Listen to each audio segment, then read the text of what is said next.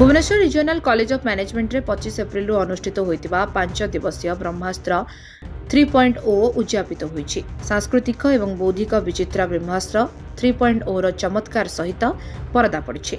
Doctor प्रीतम पाल को परिकल्पित एवं संगृहित ए प्रमुख वार्षिक युव महोत्सव पूर्व भारतर सबुठारु प्रतीक्षित अंतः संस्थागत इवेंट मध्यरु गोटिए परिणत होई परिछि। ब्रह्मास्त्र 3.0 पांचटी गतिशील एवं विविध क्षेत्र ब्रह्मोत्सव कुरुक्षेत्र रणभूमि चक्रव्यूह एवं द्रोण या माध्यम प्रकाशित होता। प्रत्येक छात्र छात्री मध्य सृजनशीलता प्रतियोगिता एवं सहयोग को प्रज्वलित करने डिजाइन करा जायथिला। इवेंट आरसीएम एवं भुवनेश्वर एवं देशर दूर कोणरू विभिन्न महाविद्यालय विश्वविद्यालय एवं प्रतिष्ठान गुड़िकर छात्र छात्री मानक अंशग्रहण को स्वागत करथिला।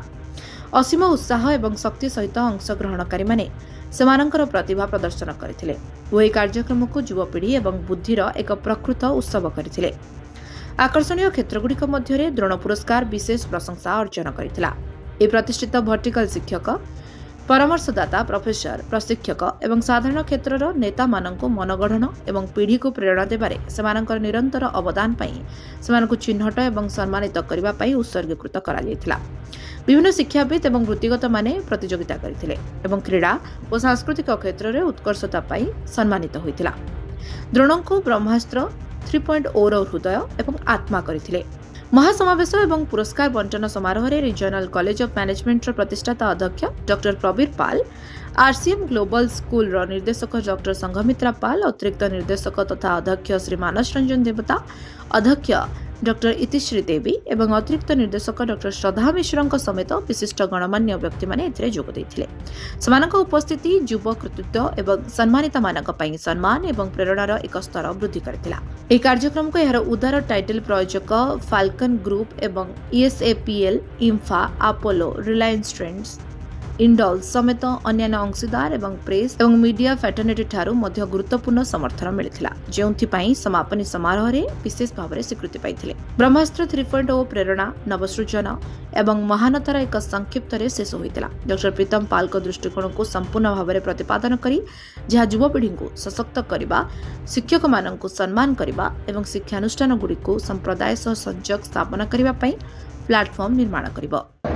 मो ना है ओडिया कह तो अच्छा मो ना है Pragya Paramita Das, assistant professor regional college of management HOD HR department. Brahmastra कार्यक्रम जमी आरंभ होता 5 दिन चलला केते आसिले एवं आज लास्ट डे कोन का हाँ आज आमर प्राइज डिस्ट्रीब्यूशन सेरेमनी थिला आउ आमर मैनेजमेंट गेम्स भी थिला। आज आमर क्लोजर डेट अच्छी एंड अराउंड 100+ कॉलेज आसथिले आउ पार्टिसिपेंट्स अराउंड 500+ पार्टिसिपेंट्स आसीथिले।